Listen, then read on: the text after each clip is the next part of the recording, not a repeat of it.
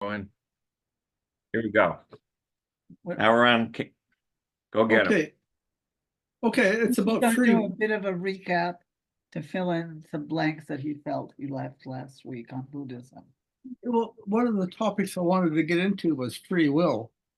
In a class, my teacher was asked about free will, and this is the only time he actually talked about it. And he said, well, basically, in his own words, he says, when you look at the mind, you see lots of will, and you see lots of freedom. But he said that your will is not free. Kind of a play on words. That's the only thing he said, right?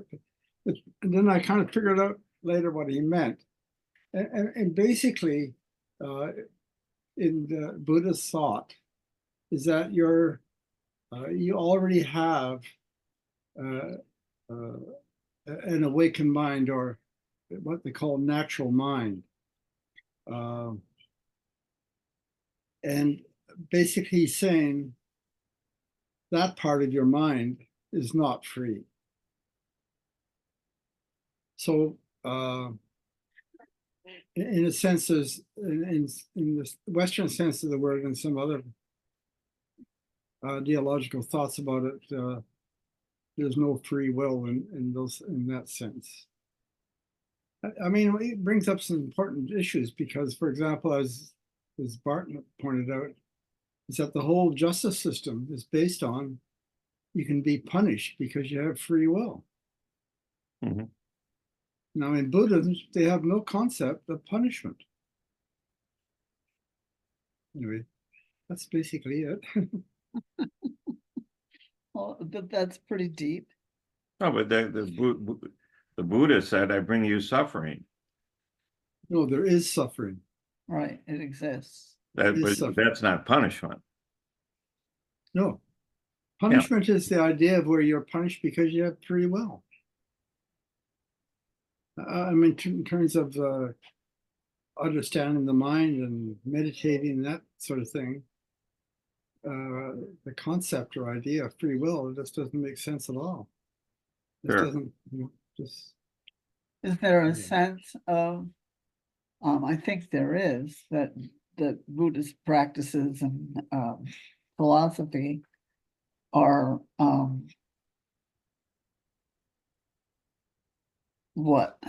restorative and healing, and what's it? Well, in the Unitarian thinking, we talk about rehabilitation rather than punishment. That there are people who have, let's say a lot of childhood trauma or something, and so they come through that experience out the other end as needing healing and teaching,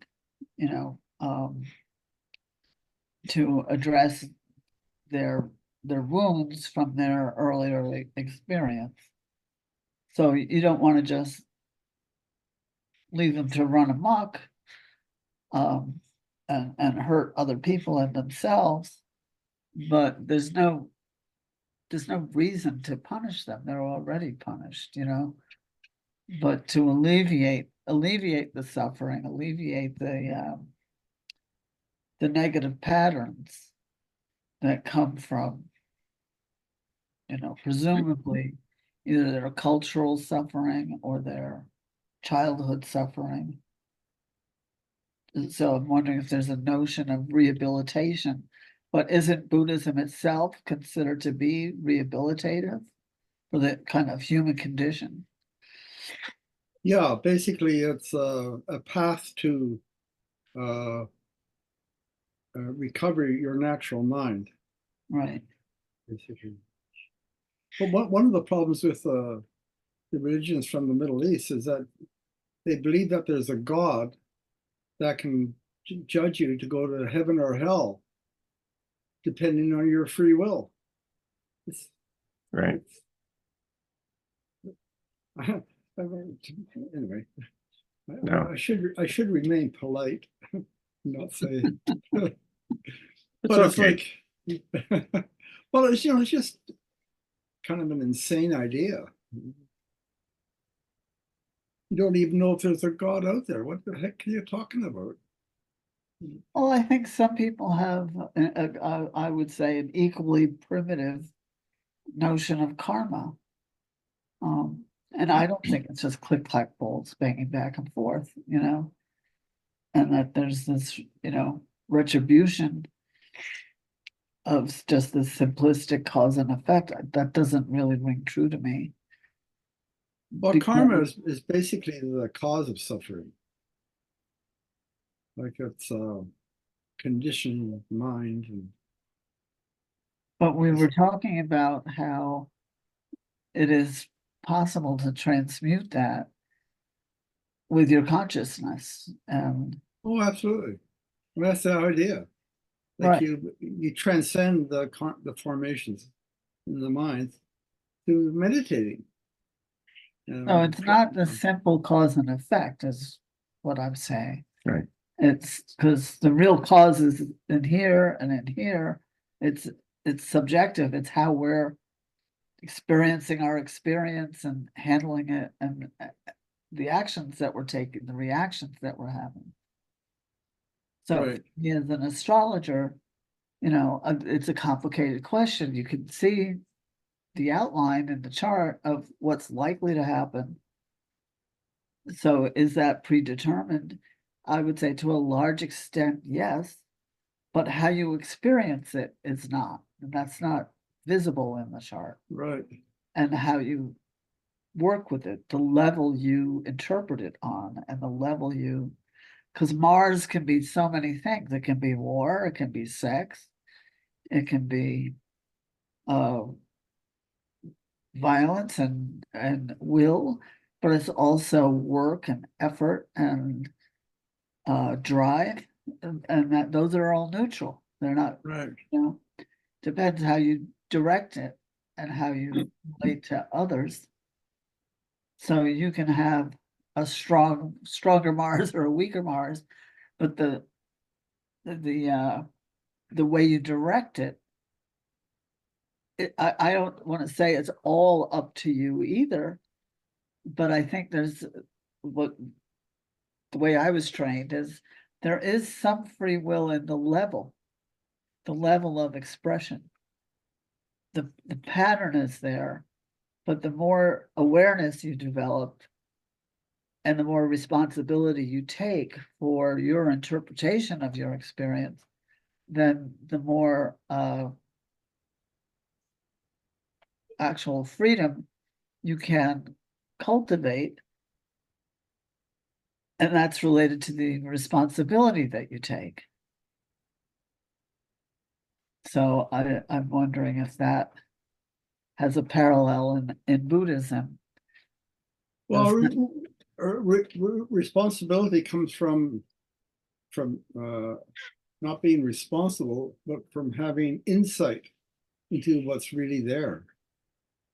Like that's when you have the vivid clarity and the inner perception of what's actually happening.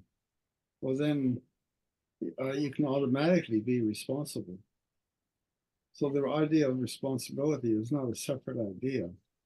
Right. What you're responsible for is your own awareness and whether you can actually perceive what's really going on. And The other issue, yeah. That's really the only thing or the main thing that we can change. That what? That we can change. Oh, absolutely. Yeah.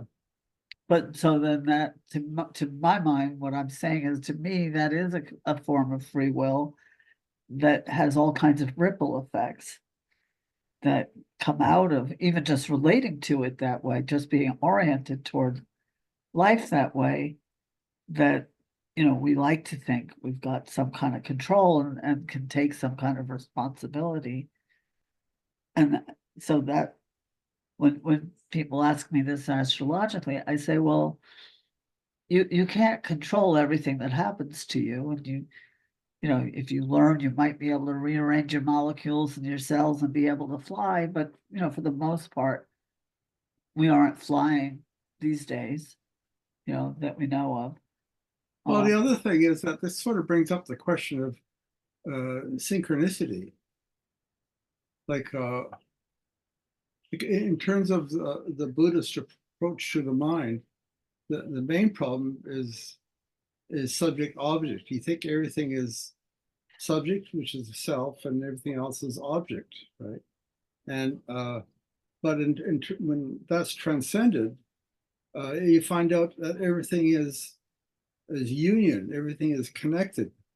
So there's a whole level of reality of synchronicity. Right. And in terms of inner awareness, you can actually see that and understand that directly. So the misperception or the illusion of the mind is thinking that you're separate in the first place, which you never are. Right.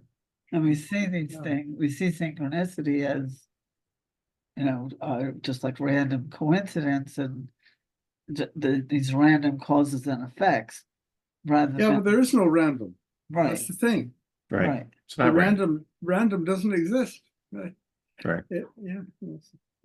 Random, you think it's subject object, right. but it's Yeah, not what it is at all. The brochures I used to give out, I say, learn to practice synchronicity on purpose. Which Yeah, and how you do that, in terms. yeah. So how you do that is do what Ron does. You have a look. Right. You have a look. You have a look at what's really there. Right. Yeah. But it's not for everybody. I think you have to have a kind of strong stomach to. Yeah, it's not for everyone for sure, but it's also the what's really there, and in the sense. It's a mirror. Yeah. Well, right. Anyway. Let's plug ahead here. Okay. Valentine's Day was yesterday, so we decided to dig out something apropos for Valentine's Day. So let's see what we came up with here, and it's taken our marginalia here. Marginalian.org is the website. So this is The True Love, poet and philosopher David White, on reaching beyond our limiting beliefs about the love we deserve. So do you want to run through this, or? Okay, I need the heater on. Do you think you can? So I bought my wife chocolates. She loved them.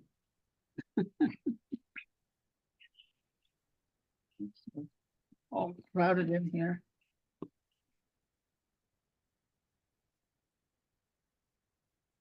I'm sorry, I'm chilly and it's distracting for me. Want both of them on? I guess so. And maybe one of those blankets. We have lap blankets. How we survive in these parts. So I'm sorry.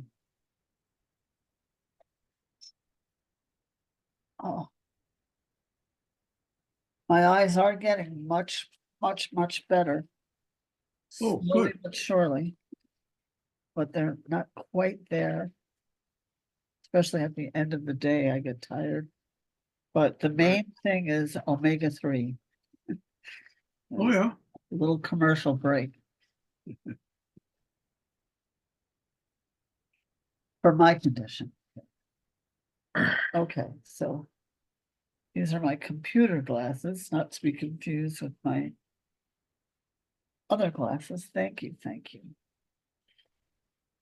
Okay, so this is by Maria Popova, to whom we want to give full credit, and she's otherwise known as the Marginalian. Her website, as Bart mentioned, is the marginalian.org or Marginalian. No, it's the marginalian.org. She says, few things limit us more profoundly than our own beliefs about what we deserve, and few things liberate us more powerfully than daring to broaden our locus of possibility and self-permission for happiness. I really like the way she put that. The stories we tell ourselves about what we are worthy or unworthy of, from the small luxuries of naps and watermelon to the grandest luxury of a passionate creative calling or a large impossible love, are the stories that shape our lives. Bruce Lee knew this when he admonished that you will never get any more out of life than you expect. And I've been pleasantly surprised. James Baldwin knew it when he admonished that you've got to tell the world how to treat you, because if the world tells you how you're going to be treated, you are in trouble.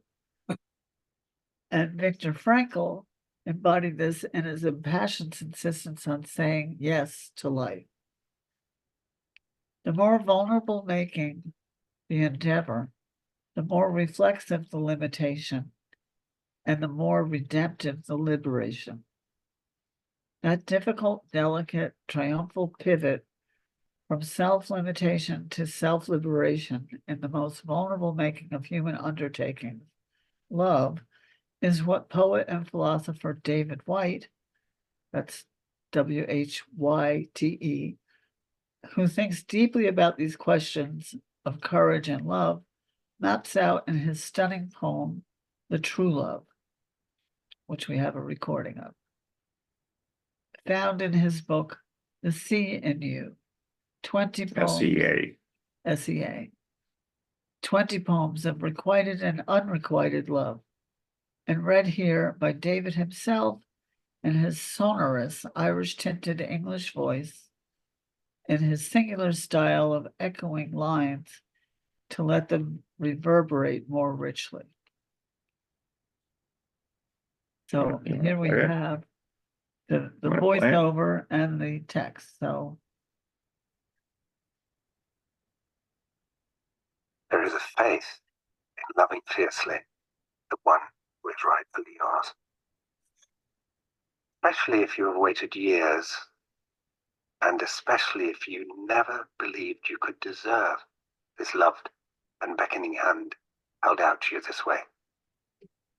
I'm thinking of faith now, and the testaments of loneliness, and what we feel we are worthy of in this world.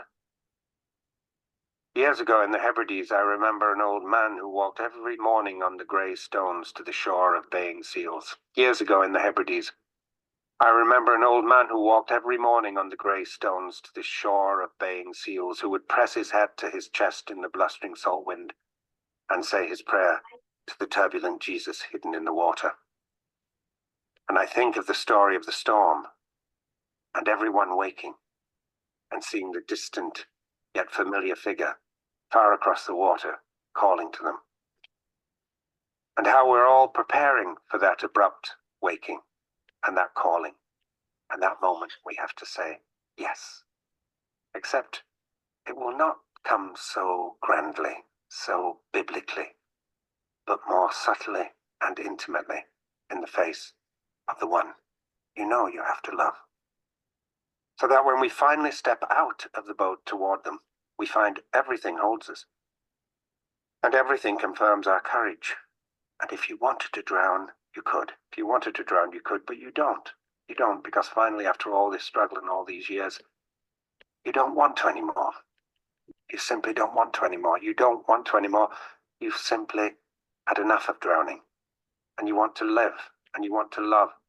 And you will walk across any territory and any darkness, however fluid and however dangerous, to take the one hand you know belongs in yours.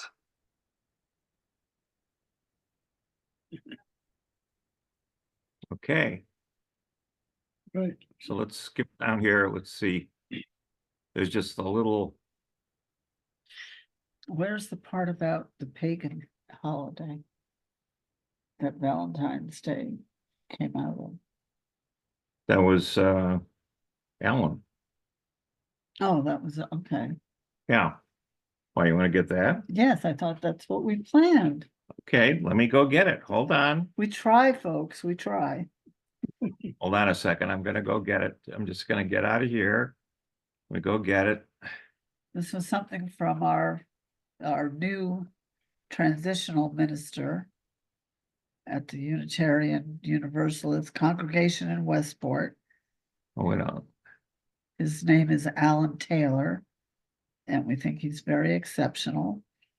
He's second generation Unitarian, as am I. And we think he's very, No, not this. He sends out a minister's message. I'm just going to see if I can find it. That's the problem. you often dump it in a category of, I put it into different categories of the problem. oh, And Then you forget, right? hold on. That's my problem. I forget all the time.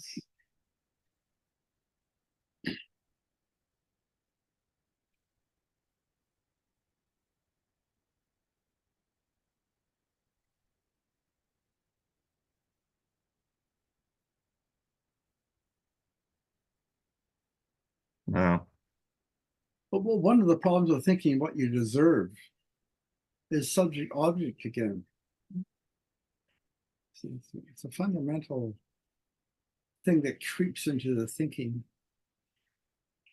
and that there's someone or something evaluating it all and keeping you from, it's Yeah. meeting some kind of punishment and reward, It's all subject object.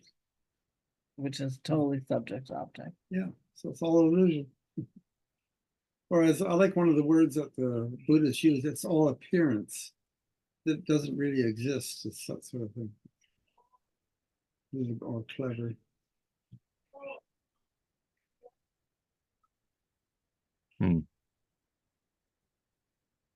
Can't find it. Well, we've got a gazillion emails from him, and unfortunately, we're not going to live long enough to find this one.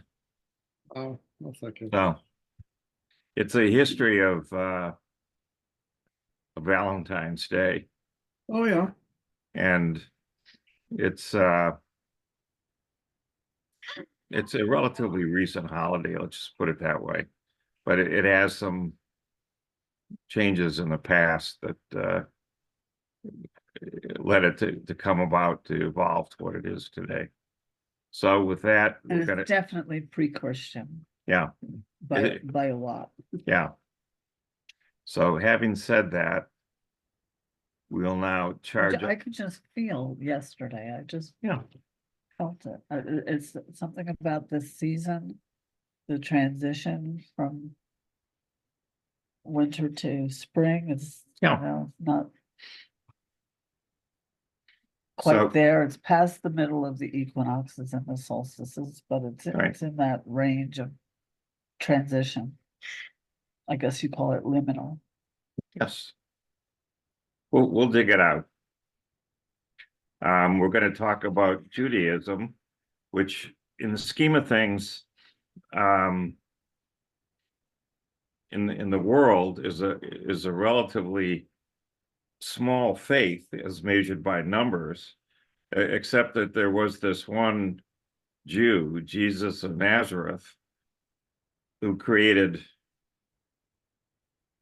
if you would stretch your imagination, Christianity, and out of that Islam arose. So, Judaism probably encompasses, half the people on earth, except that it didn't work out that way for the Jews. So anyway, let's take a look. This is the oldest Abrahamic religion. So this means going back to the book of Genesis and talking about Abraham and Cain and Abel and so forth. This is the oldest one. And it's monotheistic, unlike many other religions that started up at that time that were, and many gods. And it's really an ethnic religion. In many ways, Judaism comprises a particular type of human being. One of the examples of this is the Ashkenazi that literally arose. Their genes are slightly different, and that leads them to have some interesting traits, and the end result is that a number have had huge impact, particularly in the sciences. So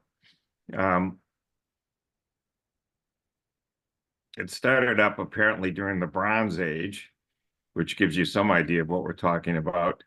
And it evolved from Yahwism, which was a cultural or religious movement of ancient Israel and Judah around the 6th or 5th century BC.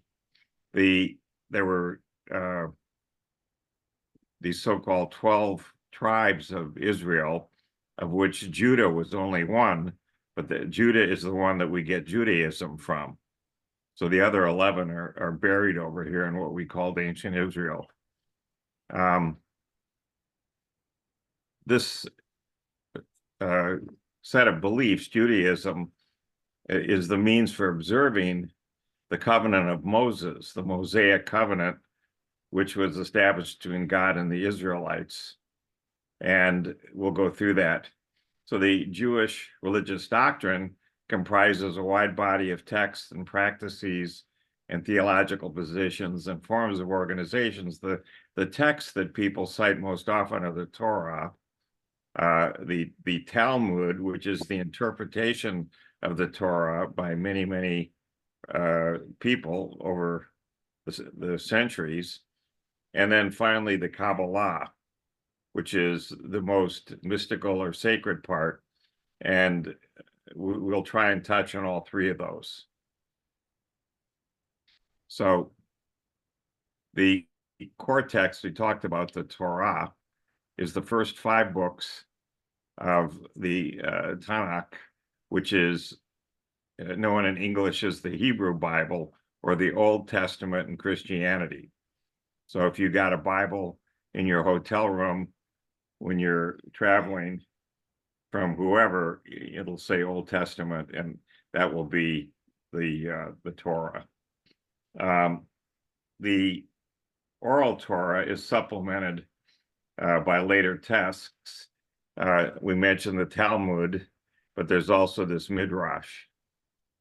So in the Hebrew language, the word Torah can mean teaching, law, or instruction, but Torah can also be used as a general term that refers to any Jewish text that expands or elaborates on the original 5 books of Moses. And this also leads to confusion, obviously. The core of the Jewish spiritual and religious tradition, the Torah is a term and a set of teachings explicitly self-positioned and encompassing at least 70, and when you get done reading the Talmud, probably an infinite number of facets and interpretations, which went on to influence later Abrahamic religions, including Christianity and Islam. And so this played a seminal role in the formation of Western civilization as a result of all this. So there's a number of religious movements which emerged out of the different rabbis that were preaching Judaism, that holds that God and his laws and commandments that he gave to Moses on Mount Sinai is both a written and an oral Torah. And historically, all or part of this assertion was challenged by different groups. In the New Testament, we see, for example, discussion of the Sadducees, with the what are the other ones there?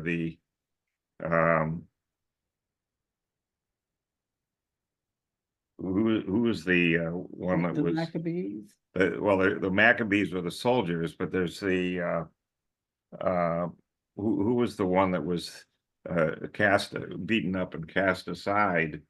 That was it's a different sect that was looked down upon. Okay, and so there's all kinds of things that happen along the way, and this has led to many things that are not Orthodox. They don't strictly follow the scriptures that were handed down to Moses, but there also are modern branches of Judaism, such as humanistic Judaism, which may be considered secular or non-theistic. And the largest movements today are Orthodox Judaism, Conservative Judaism, and Reform Judaism in the United States. Those are the ones that I'm aware of. And there's also, they each have different approaches to the halakha, the Jewish law, and also the authority that gets mixed up with the state of Israel. So Orthodox Judaism maintains that the Torah and the halakha are divine in origin, they're eternal, they're unalterable, they should be strictly followed. Conservative and Reform Judaism are more liberal, and they relax some of these things. There's the conservative Judaism promotes a more traditional interpretation of Judaism's requirements. So a typical Reform position is that halakha should be viewed as a set of general guidelines rather than a set of restrictions and obligations. And so there were historically special courts that enforced halakha, and these courts still exist, but the practice of Judaism was mostly voluntary, even though the courts are there, and authority is not vested in any one person or organization, but in the sacred texts, the rabbis and the scholars who interpret them, which leads to, again, a point of confusion. Many different interpretations, many different people. So there are people that are born Jewish, and there are people that convert to Judaism, and the whole world population in 2021 was estimated at roughly 15.2 million, or under 2.2% of the total world population. But 45% of these Jews resided in Israel, and another 42% resided in the United States and Canada, and the rest scattered around the rest of the world. So it's highly localized in the sense. How many in New York? How many in New York? How many in Los Angeles? Forget New York. The Hebrew Bible, the Tanakh, is the account of the Israelis' relationships with God until they built the second temple. The first temple was a temple built by David, and that was roughly around, I want to say, 1000 BC. And then as I recall, what the Persians came in and destroyed that temple, and the Hebrews built a second temple roughly around 535 BC, and that was there until the time when the Romans came in and pulverized them, and there wasn't a single stone left standing in the second temple when the Romans got done. Plus all the men were killed and all the women and kids were sold into slavery. So Abraham was hailed as the first Hebrew and the father of the Jewish people, and he was promised that Isaac, his second son, would inherit the land of Israel, which was then called Canaan. And the descendants of Isaac's son Jacob were the ones that were enslaved in Egypt, and God commanded Moses to lead the Egyptians in an exodus out of Egypt, where at Mount Sinai they received the Torah, the 5 books of Moses. So these books, together with the Nevi'im and the Ketuvim, are known as the Torah Shivkab, as opposed to the oral Torah, which refers to the Mishnah and the Talmud, which there are much more interpretations of these. So God led all of them to the land of Israel. He planted this tabernacle there. As time went on, the spiritual level declined to the point that God allowed the Philistines to capture this tabernacle. And the people in Israel then told Samuel the prophet, that they needed to be governed by a permanent king. Samuel appointed Saul to be their king, and when the people pressured Saul into going against the command conveyed to him by Samuel, God told Samuel to appoint David king instead.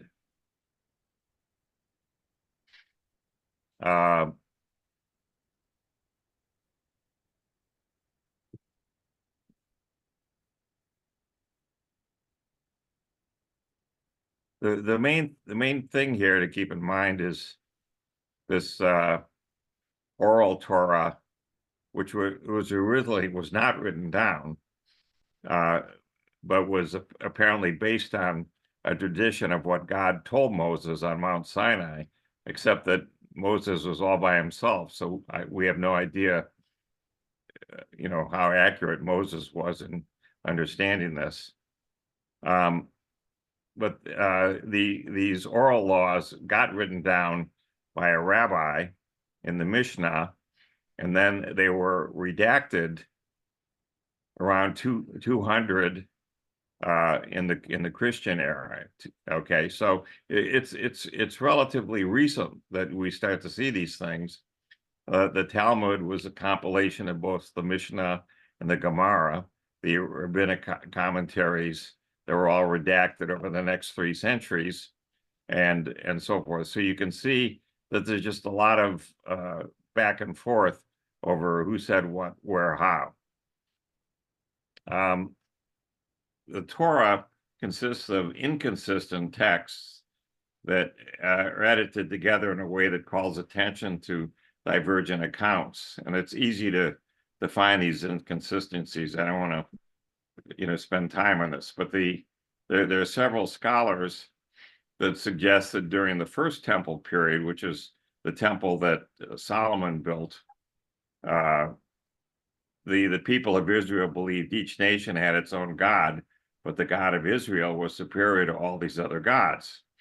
Maybe that's true as to what they believe, but there was also this monotheism that was developed during the Babylonian exile, when the king of Babylon came in and destroyed the first temple and put the Hebrews into slavery, and perhaps this strict monotheism was a reaction to the dualism that was found in Zoroastrianism that was prevalent in Persia and Babylon and other places. So it was only during the Hellenic period that most of the Jews came to believe their God was the only God, and the notion of a clearly bounded Jewish nation is identical with the Jewish religion that was formed then.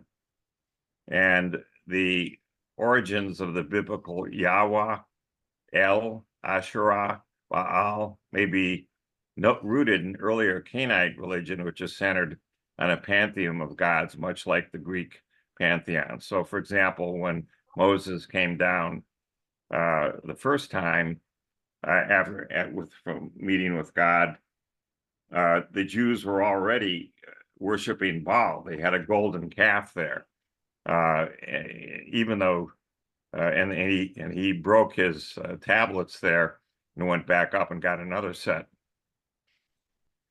There was a united monarchy that was established under Saul, and then Saul was succeeded by David, and David by Solomon, and this all occurred in Jerusalem. And after Solomon's reign, the nation split into 2 kingdoms: the kingdom of Israel in the north and the kingdom of Judah in the south.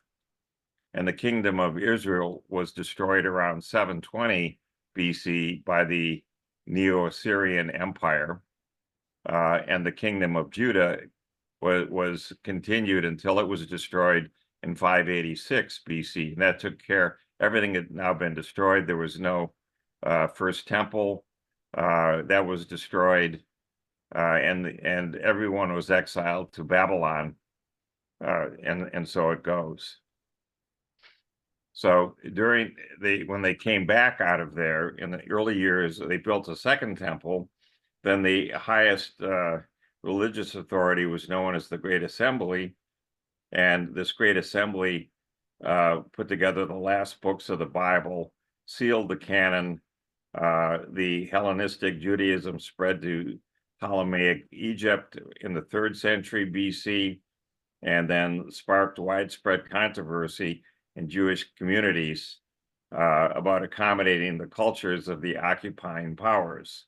So they've always been a push to, reject the cultures of others. It's intrinsic in Judaism. There was a revolt against the Romans in 66 AD. The Romans sent in, a huge number of soldiers and completely sacked Jerusalem, destroyed the Second Temple. This was all led by the Emperor Hadrian and his son. He built a pagan idol on the Temple Mount where the Second Temple was, prohibited circumcision, and so forth. There's also at this time, if you ever get a chance to go to Israel, there's Masada, so a group of zealots that were there at Qumran escaped from the Romans and went south to Qumran, from Qumran to Masada, and Masada is this incredible pile of stones that goes up and up and up, 50 stories. And the Romans said, okay, we see where you're at. They had lots of grain, they had lots of water, lots of cisterns there. The Romans took the Jewish slaves and forced them to build a ramp that went all the way up 50 stories. And this ramp was non-trivial. And of course, they're doing it with the Jewish slaves. So when the zealots are trying to stop them, they're killing these other Jews. And the Romans say, yeah, that's too bad. We're not wasting any Roman soldiers, building this. We're going to have the Jews kill one another. They finally got up to the top, went over into Masada, and discovered that the hundreds that were there had all committed suicide rather than be taken by the Romans. That's why when you hear the term zealot, you know what it really means, that they believe so strongly that they're willing to take cyanide rather than be forced to change their beliefs. So anyway, we go forward to 200 in the Christian era, and the Jews now were again allowed Roman citizenship, and Judaism was in fact recognized as a legitimate religion until the rise of Gnosticism and early Christianity in the 4th century. In 325 of AD, we had the Council of Nicaea, which made Christianity one of the religions in the Roman Empire. So unlike the other Near Eastern gods, the Hebrew God is always portrayed as unitary and solitary, and this God's principal relationships are not with other gods, but with the world and with the people that he created. So Judaism begins with ethical monotheism and the belief that God is one and is concerned with the actions of humankind. And according to the Hebrew Bible, God promised Abraham to make of his offspring a great nation. Many generations later, he commanded the nation of Israel to love and worship only one God. This is with Moses, and that is the Jewish nation has to reciprocate God's concern for the world. And he also commanded the Jewish people to love one another so that the Jews are to imitate God's love for people. One of the problems when you get into this is that Jesus of Nazareth proclaimed before he was crucified that all of this was true for the Jews, except this is the first covenant, and this covenant would end when the Romans went in and destroyed the Second Temple in 70 AD, and the new covenant would be that of Jesus of Nazareth, which would be for all people, not just the Jews. But that leads to the creation of the New Testament. This is not what's in the Torah. So there is finally this esoteric or mystic side of Judaism, the Kabbalah. And this is characterized as normal mysticism because it involves everyday personal experiences of God through ways or modes that are common to all Jews.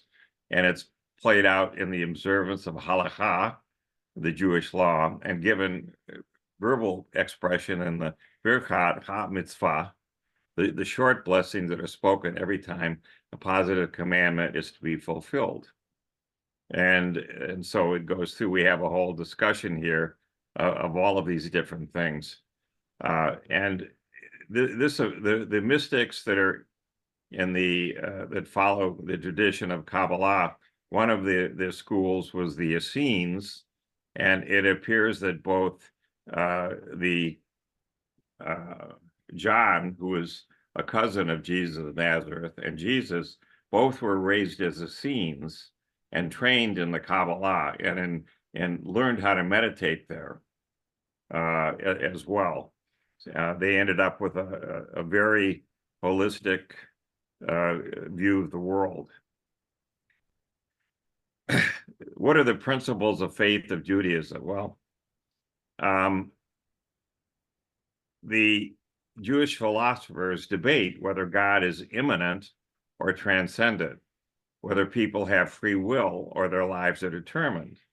And this is called halakha, the system through which any Jew acts to bring God into the world.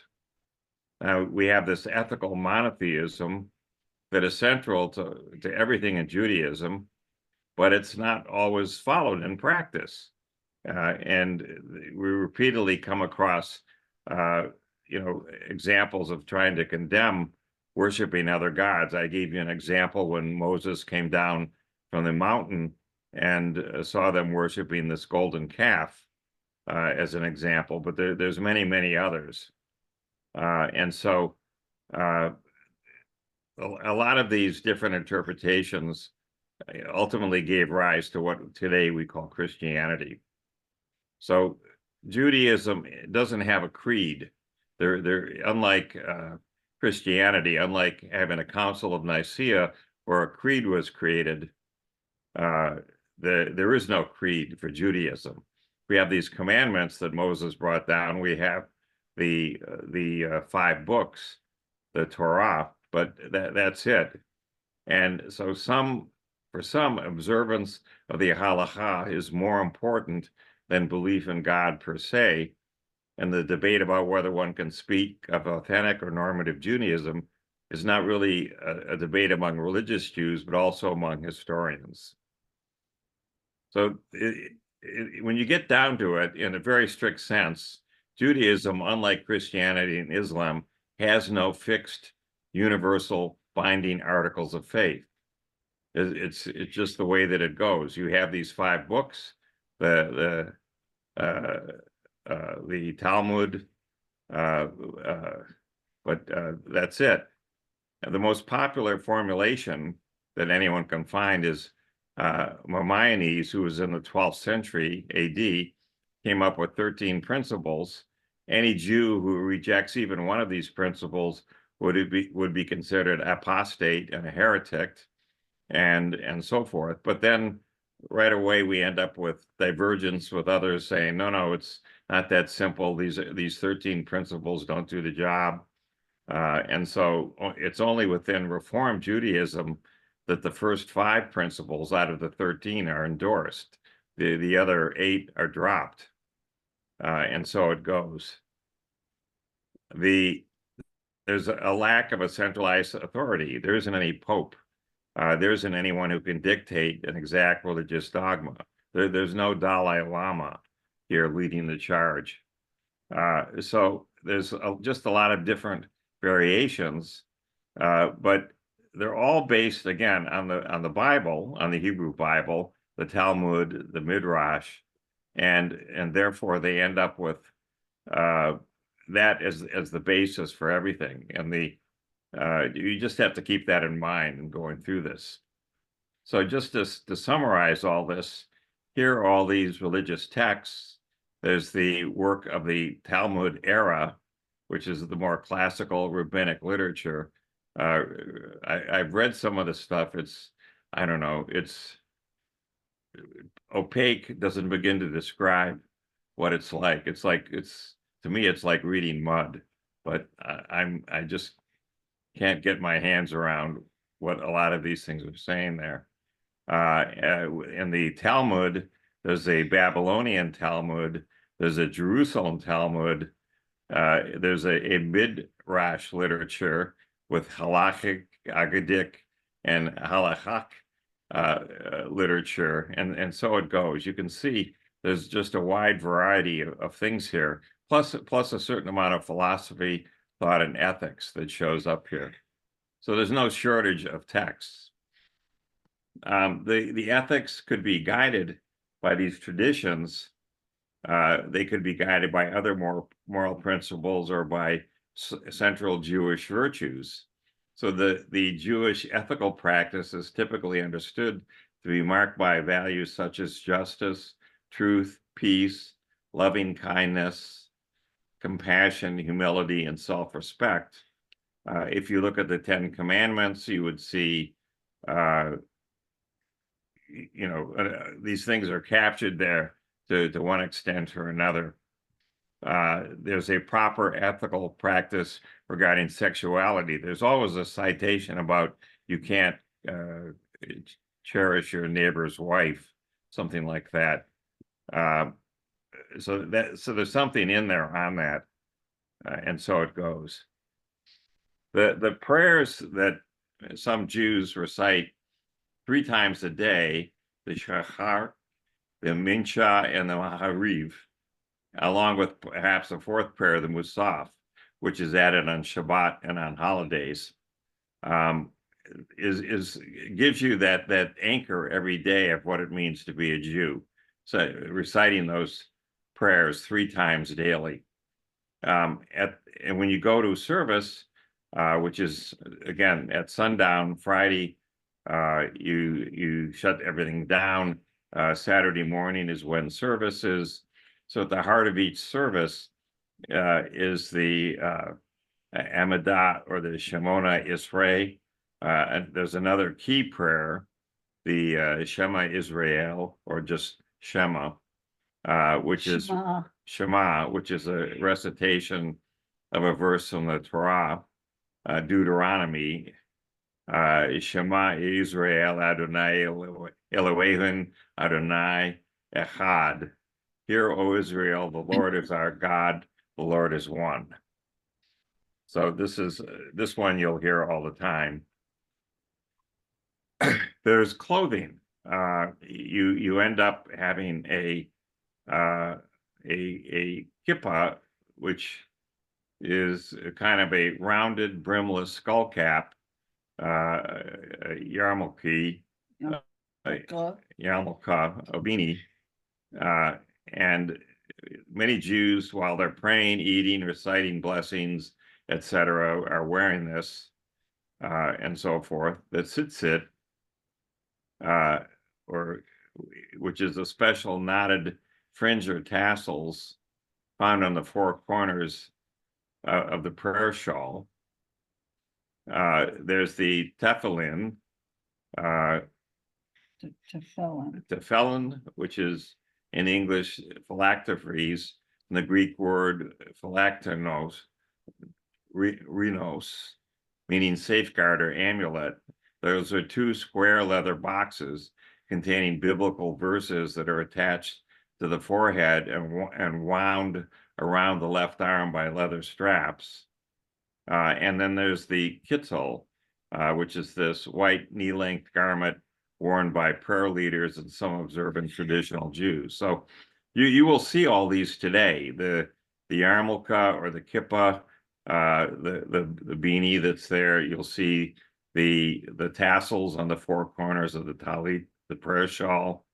You'll see the square leather boxes with the straps that one goes right on your forehead where your third eye would be, and then others on the left arm, and then finally you have this knee-length garment, overgarment that is worn. So this is not. This is current. This is as of today. If we went out, Shabbat, the weekly day of rest, lasts from shortly before sundown on Friday night to nightfall on Saturday night, and of course, rest assured, they have calculated what sundown is on Friday night and nightfall on Saturday night to the microsecond. So this commemorates God's day of rest after 6 days of creation, and it's really a key day, a day of rest. At sundown, the woman of the house welcomes Shabbat by lighting 2 or more candles and reciting a blessing, and then the evening meal begins with a kiddush, a blessing recited out loud over a cup of wine, the motzi, a blessing recited over the bread. It's customary to have challah, which are 2 braided loaves of bread on the table. And then during Shabbat, Jews are forbidden to engage in any activity that falls under the 39 categories of what would we call work. So no work, and the activities are banned on the Sabbath. They're not work in the usual sense. They're actions such as lighting a fire, writing, using money, and doing anything in the public domain. You for example, you don't drive a car if you're Orthodox. You walk to temple on Saturday. So hopefully you don't live too far from temple. The prohibition of lighting a fire, since you're burning fuel when you take the car, that's why you can't drive the car. So Kabbalah is the esoteric method that really makes up the mysticism side of Judaism. The Mekabal is a traditional Kabbalist. The definition of Kabbalah varies according to the tradition and aims of those following it, from its origin in medieval Judaism to later adaptations. Kabbalah was around way before, for example, Jesus of Nazareth being raised as an Essene along with John. They were raised in this Kabbalistic tradition, but it was in the medieval times that there was a revival of this, as we'll see, and this led to a lot of activity there. And that's when it was first written down. Yeah, it wasn't written down up till then. There's this eternal, unchanging God, which in the Kabbalah is Ein Sof, the infinite, and the mortal, finite universe, which is the creation of this Ein Sof. Maybe there were multiple universes that were created. Who knows? But this gets into the mystic side of things, and also there's the interpretations that come with this. So in particular, I'm trying to remember if I have it in here. Well, in the 12th to 13th century in Spain and in southern France, there was a Renaissance in Jewish mysticism, and this led to this text that we talked about, the Zohar, which was composed in the late 13th century, and Isaac Luria, who was in the 16th century, is considered by many of the father of contemporary Kabbalah, and he popularized this into modern times. But the thing to keep in mind here, what I'm looking for, there's a tree of life. Let's see if we come to it. According to the Zohar, the Torah study can proceed along 4 levels of interpretation. And the 4 levels are Peshat, or for the simple or direct meaning, Ramesh, the allegorical meaning, Darash, the midrashic or rabbinic meanings, a lot of imagination in comparing similar words, and then finally Sod, the secret or mystery, the inner esoteric metaphysical meanings really expressed there. So PRDS are the 4 levels, and Kabbalah is considered to be a necessary part of the study of the Torah, and the Torah is what all Jews are expected to study. The Kabbalah dates back to the Garden of Eden, but it was oral only then, and it was came through as a revelation to certain elect people or righteous people, the Tzaddikim. For the most part, was only preserved orally, and finally, it received its teaching secrets in the Talmud. One should not teach the work of creation in pairs, or the work of the chariot of an individual, unless he's wise and can understand the implications himself. So contemporary scholarship suggests that various schools of Jewish esotericism rose at different periods of Jewish history, reflecting not only prior forms of mysticism, but also whatever was au courant in that period. And so it goes. And therefore, it's not easy to go summarize all of these different things. The Torah description of the creation in the book of Genesis reveals mysteries about God himself, the true nature of Adam and Eve, the Garden of Eden, the tree of knowledge of good and evil, and the tree of life, as well as the interactions of all of these supernatural entities with the serpent, which leads to a disaster when Adam and Eve eat the forbidden fruit. And the Bible provides ample additional material for speculation. The prophet Ezekiel's vision, in particular, attracted a lot of mystical speculation, as did Isaiah's vision of what the temple was, what it would become. Jacob's vision of a ladder up to heaven, and Moses, when he went up on the mountain, encountered a burning bush and God on Mount Sinai. And the 72-letter name of God, which in Jewish mysticism is used for meditation purposes, is derived from the Hebrew verbal utterance. The problem here is that, again, this is oral, and we don't really know what's going on. The thing I'm leading up to here is this tree of life, the 10 Sephiroth here, which is shown in the right here. We have 1, 2, 3, 4, 5, 6, 8, 9, 10 here. And these are the Is 10. that a typo up in the top? Yeah, this should be an H here. Yeah. Sephiroth. This is spelled correctly here. These are the 10 emanations or attributes of God, which he continually sustains the existence of the universe.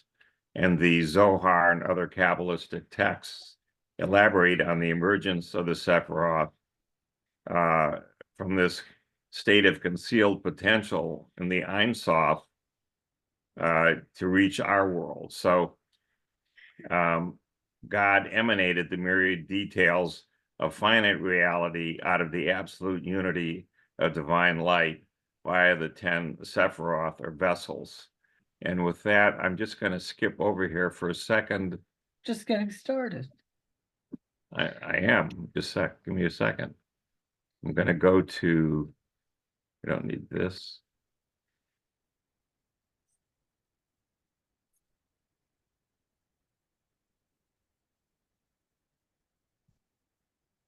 Hold on a second. Why do we have all this stuff here? I'm going to get rid of this.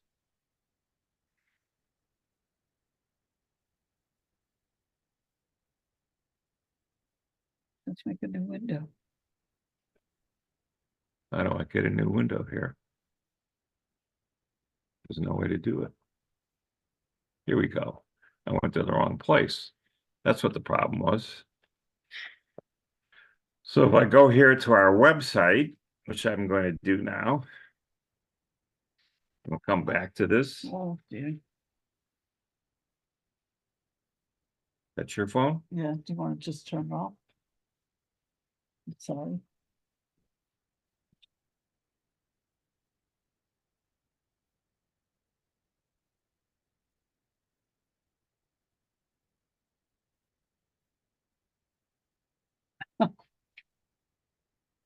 A brief intermission. I have no idea where your phone is. Okay, Someplace here. I apologize. So we'll go back to our hold on. This is our resources tab on the AlephTalks website. And if we go down here, we come up with this picture that Ron came up with of a 26 real dimensional universe. But the thing to keep in mind is there's 4 dimensions here for space-time that we live in, 4 over here adjacent to us in a different subspace where dark matter exists.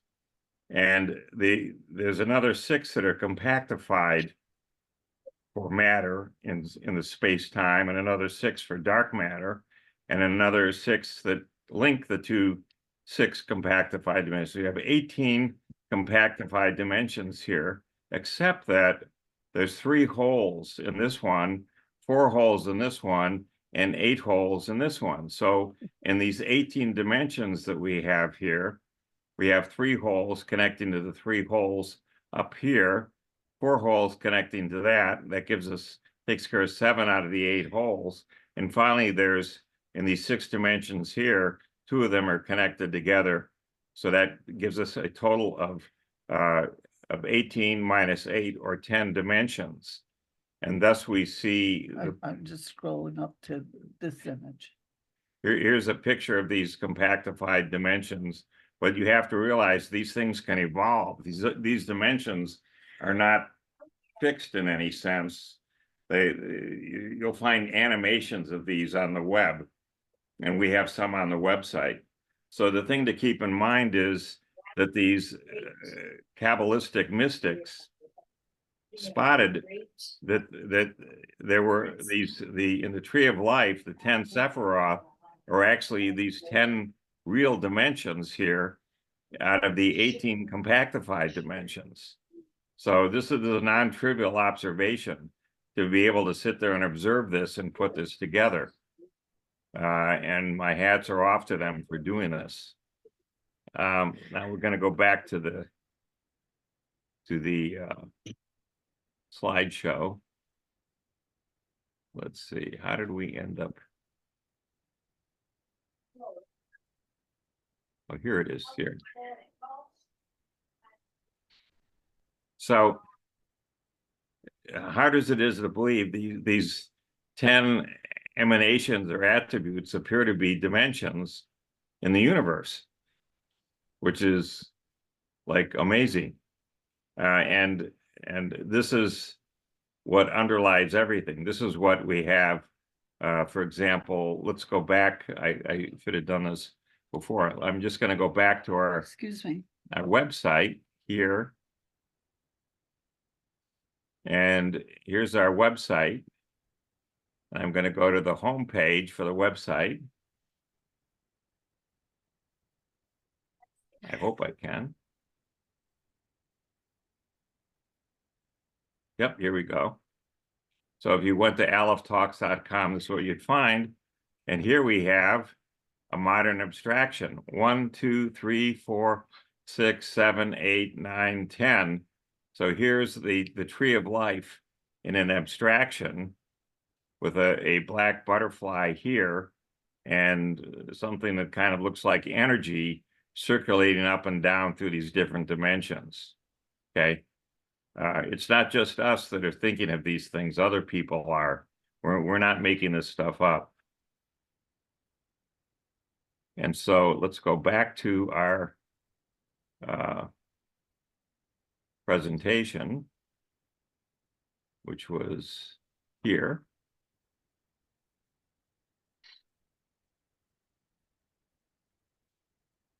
And in Kabbalah, the creative process is a process or an act of division. So it's the unity of the universe dividing itself. It's not addition. It's not cumulative. It's Right. subtractive, really. It's bringing everything down into actuality from the state of infinite potential. But that's also nothingness.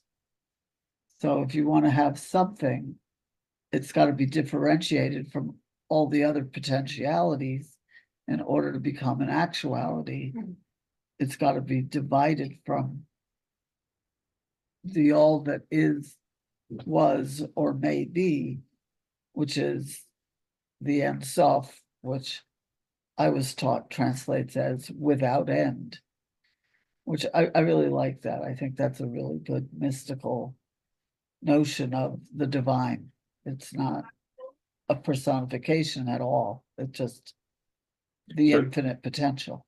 so I gave you a geometric interpretation of the 10 Sephiroth as dimensions in these compactified dimensions. Okay.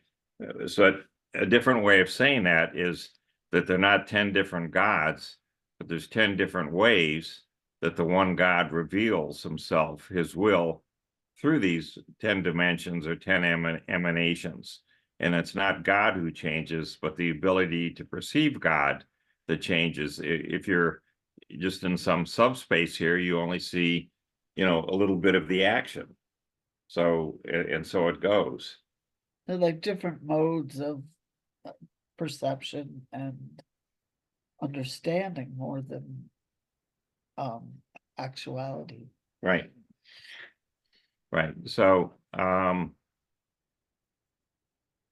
there's another concept here which comes up, which is Tzimtzum, which is the primordial cosmic act where God contracted. He created, there was a void that was there, and he left this void into which the light of existence was poured. Okay, so this created the universe that we have around us and allowed the emergence of an independent existence that would not become nullified by this infinite light, so that it was possible for God to experience things that he couldn't experience otherwise by this creation or Tzimtzum activity, this constriction or concentration here. And this revealed the unity of the Ein Sof with the plurality of the creation, and changed the first creative act into one of withdrawal or exile, which is the antithesis, one would think, of creation, that by withdrawing, creating a void, that things were created, the Tzimtzum. Through the separation, through the illusion of separation. Right. So, But without that, the Kabbalists would maintain nothing is possible. And I refer to it as the bowl of mayonnaise.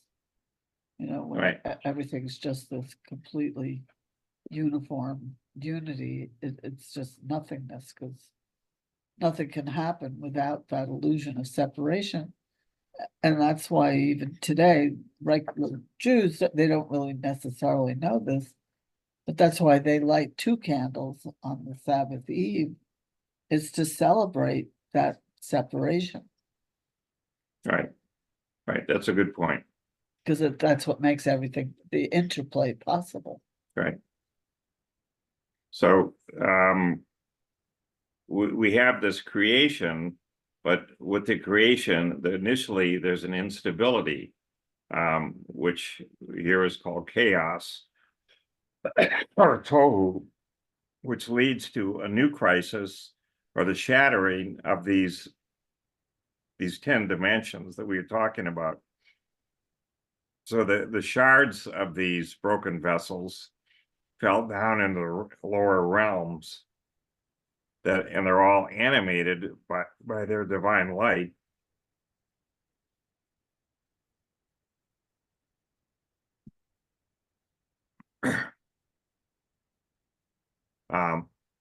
Which is causing this primordial exile within the divine persona before the creation of man. There is no man at this point. We're simply talking about the original creation of the universe. And so what happens here in modern science, there we have the notion of a phase change, or an expansion of what everything had collapsed down into, but that creates this chaos, and this explosion or expansion of everything happens in all kinds of different ways, pushing out again and again and again, something like 30 orders of magnitude expansion of what we would call the universe. And that's what's being captured here in these notions, The so-called Big Bang. right?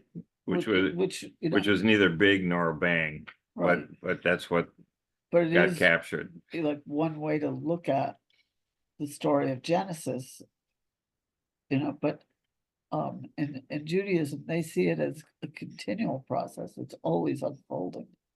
Right. Moment to moment. It isn't some historical thing that happened Yeah, any number of years ago. it could be one of the consequences, the mathematical consequences of this sort of phase change theory, is that there's actually multiple universes that are created, and those multiple universes could be starting to merge into one universe, and so along the way you end up with again an evolution or a ongoing chaos as each of these new universes contributes whatever they have to the merged entity.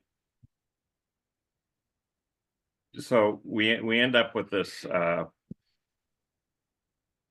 an actual notion of where things start.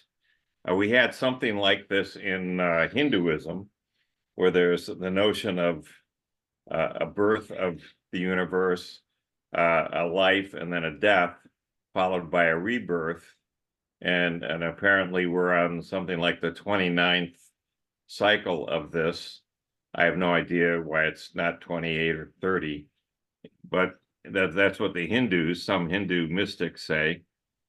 So there is this notion here of a creation of a cosmology of the universe that is captured in Judaism.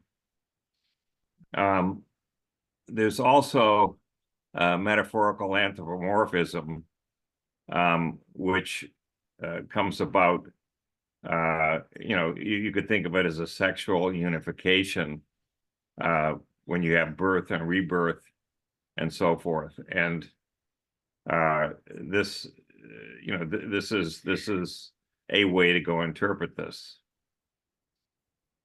Well, something I really like about Kabbalah is I wish we had this image up there.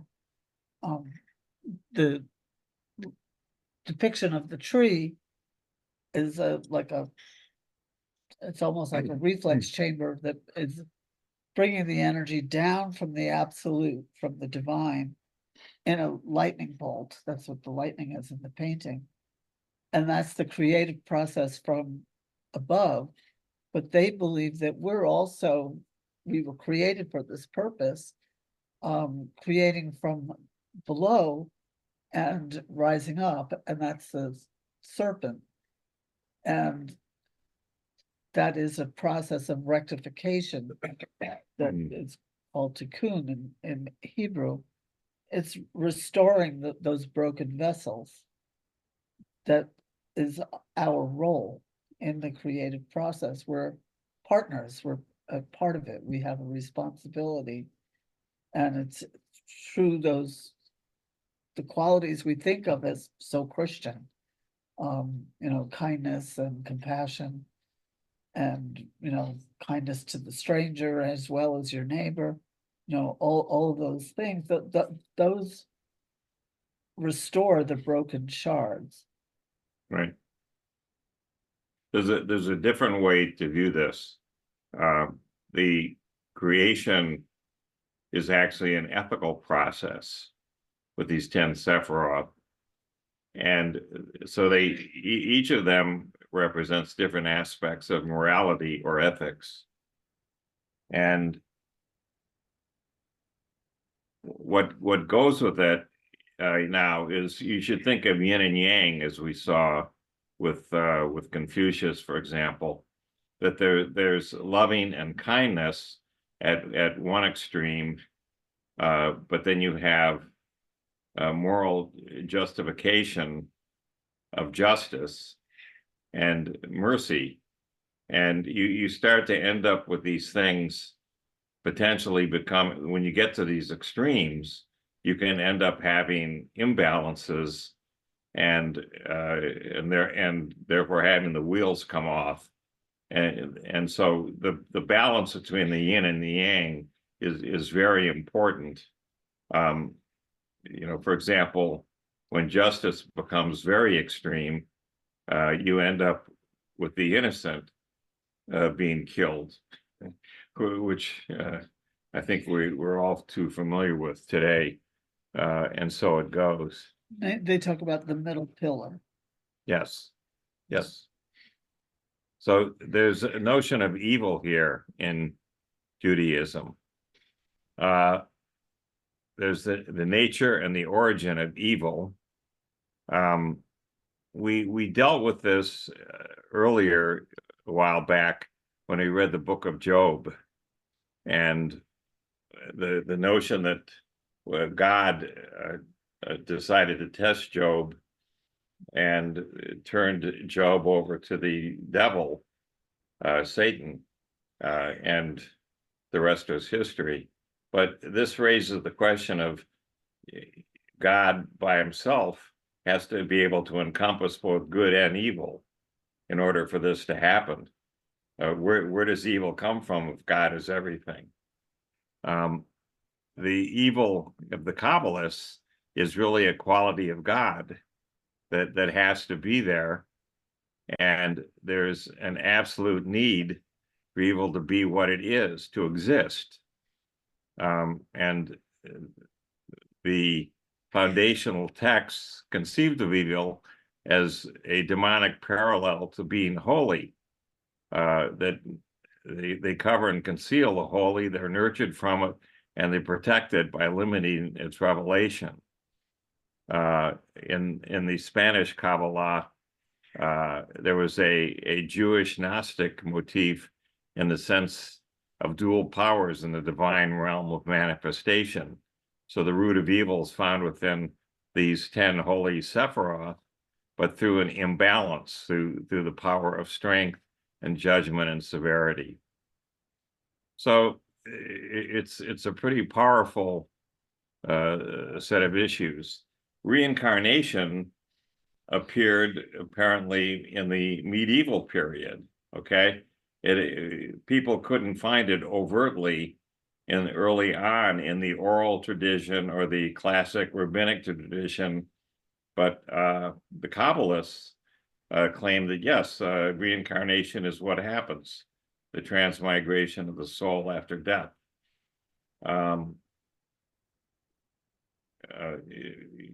It could be, though, it was there all the time. And because it was oral, it wasn't written down until the Middle Ages. So again, this notion of yin and yang or opposites, we take a look at a lot of modern tools here. So the infinite Ein Sof is above the duality of yesh or ein being or non-being, transcending existence and nothingness, or becoming into existence through the souls of man, are the inner dimension of all spiritual and physical worlds, yet simultaneously the infinite divine generative life source beyond creation that continuously keeps everything spiritual and physical in existence. So again, just a yin and yang writ large here, that they're trying to balance out all of these different extremes. Man is both divine and human. Tzimtzum is both an illusion and is real.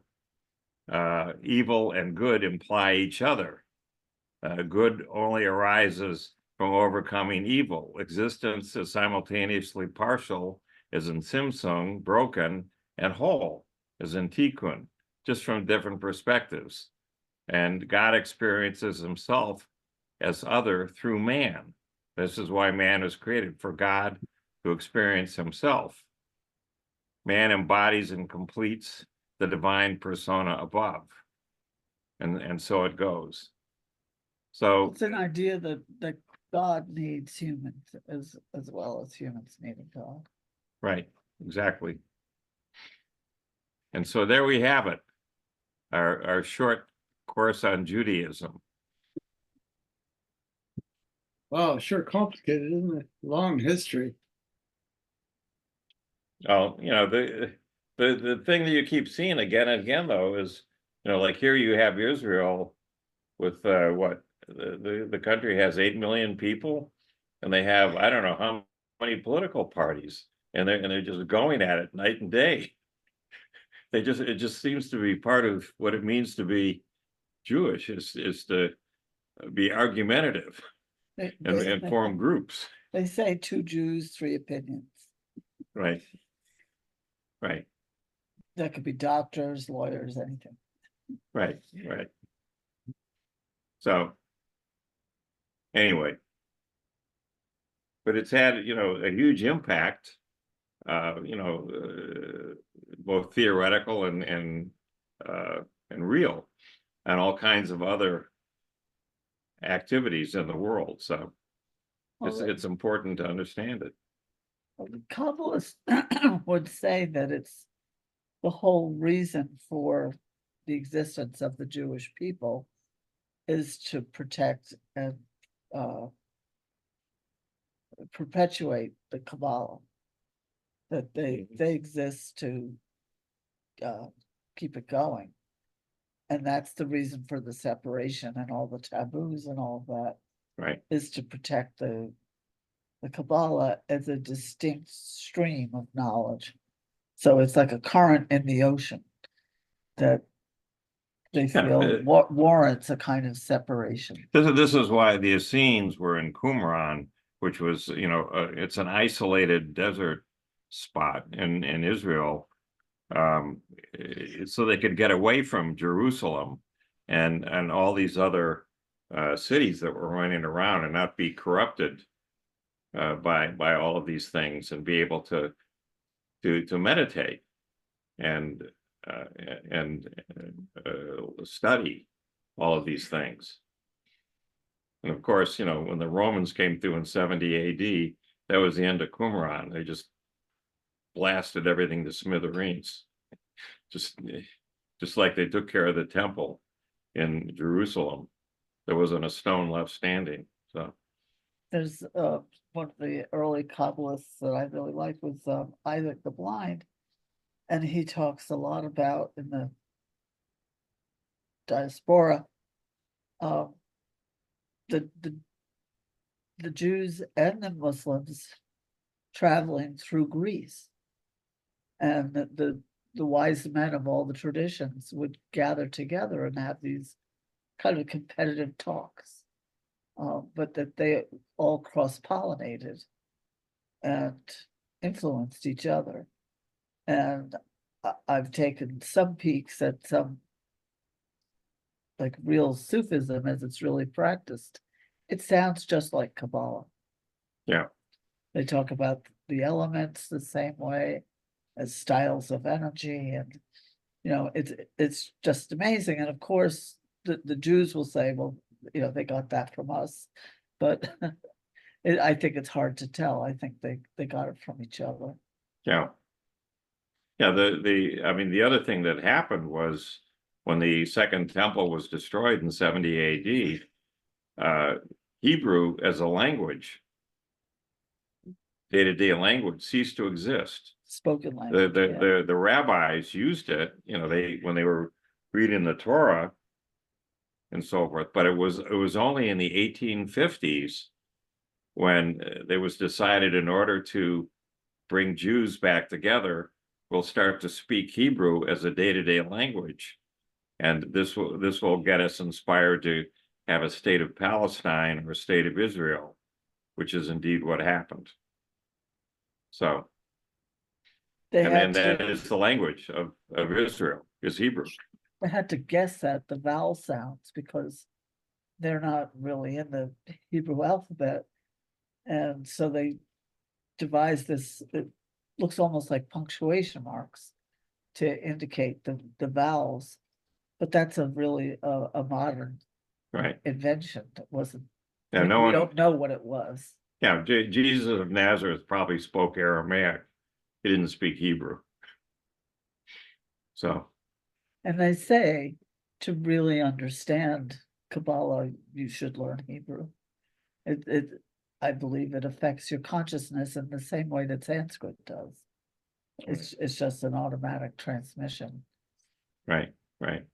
And they say those are the two sacred languages that do that.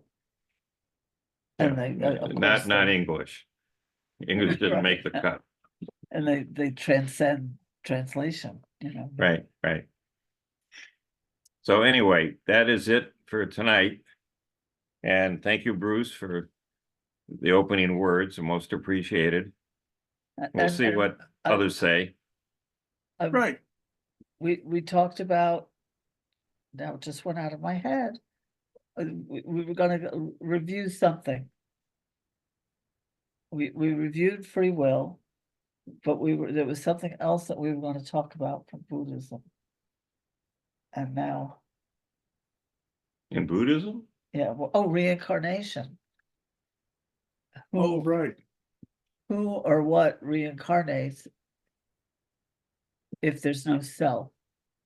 Some kind of monad or some kind of. Well, the self is an illusion. So when they talk about the self, they're talking about an appearance or a conditioned mind. But if you're talking about reincarnation, I don't know that enough about it. I've experienced it. I've experienced memories of previous lives. My brother is good at memories of previous lives. My wife is even better at it. So it's and also I've experienced. I asked Bruce asked Ron, this sounds like a very tricky process to first, when you get attached to incarnate, and then when you disengage on the other side, it's a complicated thing. And yet, what is it that's, if there is no self, what is it that is doing this? Yeah, well, this is one of the things about having a self, is that you're stuck with duality or subject-object, where when you transcend the self, all that disappears, and you see union everywhere. But like when you witness heart mind in all the deepest levels of reality, nothing is separate. Everything is happening all together. it's a different understanding of reality altogether. Hmm. So when you come to incarnation, like it's like in a sense, like it's a continuation of the heart mind. Right. Like the idea of the self is in terms of duality is just talking about an illusion that people think is real. But what's actually happening is this kind of stream of consciousness that is enormous and vast and has many levels to it. And being incarnated as a human being is just a temporary phenomena in terms of the movement of consciousness, which is huge and has many levels to it. And it has incredible, vast realities of love mind and heart mind, which is actual reality. Whereas in duality, you think of something you think about doing. You Sure. think about being compassionate, but compassion is actually reality. It's a whole different perception of understanding. There was also Ron's observations about the chakras, and that appeared to be this dark matter, or what he called, mind forms. But Right. they're an integral part of your body, except of course they're in a separate subspace, so that they, when you get on a scale, they don't weigh anything. Yeah, but it comes back to the fundamental principle that they're not separate in the first place. Right. Right, They're your energy body. right. Yeah. Or your heart mind body, or your love body, or Right. reality. Like consciousness is huge and vast, very different from having a self. And it's the self Thinking that of this- disappears. I see what you mean. Okay. Yeah. Okay. I'm thinking of this diagram. I wish I had time to, well, maybe I could just sketch it really, really quickly. With a pen. That kind of helps. Sometimes it just helps to have a model of it. Is there a pen over there? No, there's no pen here. Oh, there's gotta be. No. Well, I just want to show it really quickly. Just because it helps to have a visual. Darn it. It's like everything but a pen. Nope. There's no pen. And in my bag, I bet there is. I know you want to go, but here's the pen. It's like this.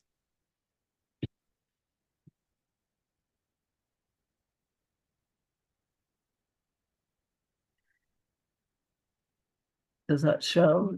You see this, Bruce? Yeah. So there's it's the- a horizontal line and then a bunch of sawtooths down below it. Yeah. Okay. So this is the model that I was shown by a guru. That this is the unity where everything is one.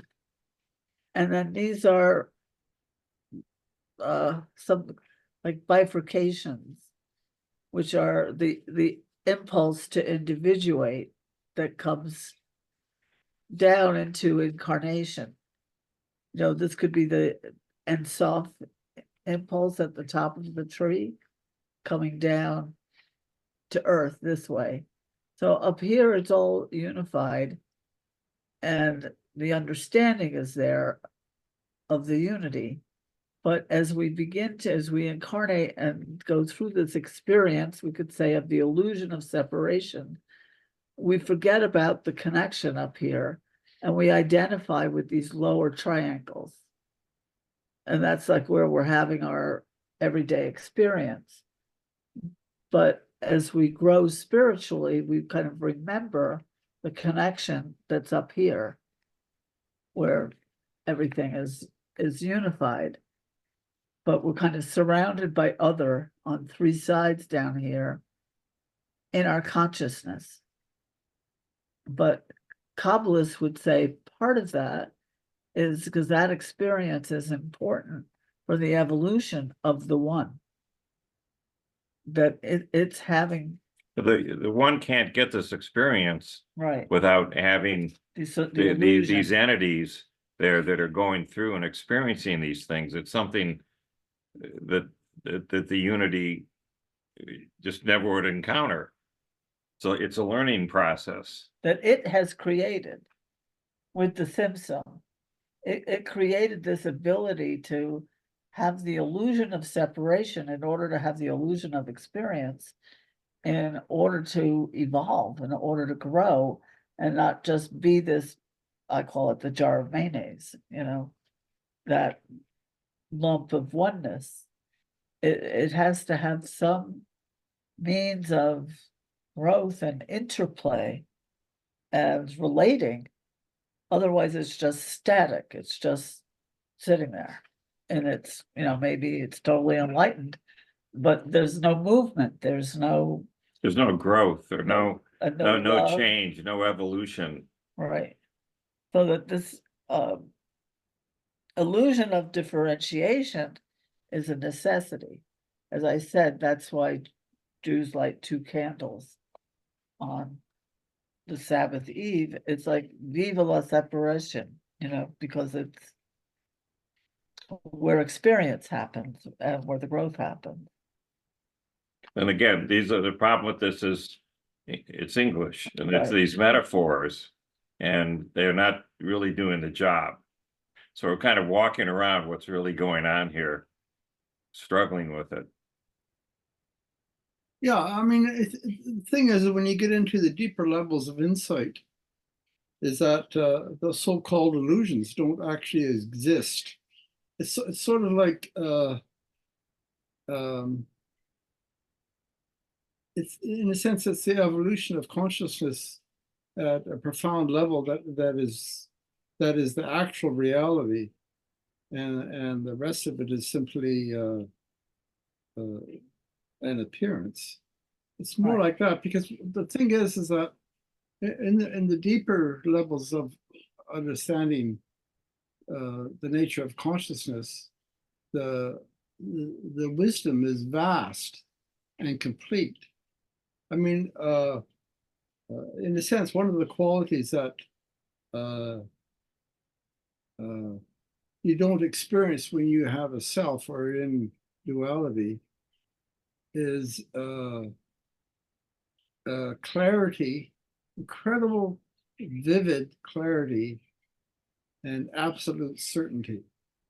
It's like it's not believable when you have a self. Like if you think you're the one who's having an illusion, right? That's not possible, right? But in Right. fact, it's the other way around. You're actually not separate from that.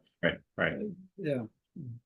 And that's the whole thing about the Buddhist approach, is that there's meditation practices and so on, where you can regain the natural mind, so that It's you actually, Mm-hmm. It's not Yes. learning, it's remembering. Right. no, it's already there. So Right, it's not- there. but you don't know it until you remember it. Well, you don't remember it. It's kind of like more like an awareness insight process of unfoldment. Because thinking of it as being separate doesn't exist either. Mm-hmm. It's kind of like an understanding or experience of the mind that happens when you meditate a lot. Like when Right. you start having, it's That's advantage, good, Bruce. Yeah. No, that's great. Thank you. Okay. We will See see you you guys. next week. Okay. Have a good. Yeah. Bye. Bye-bye.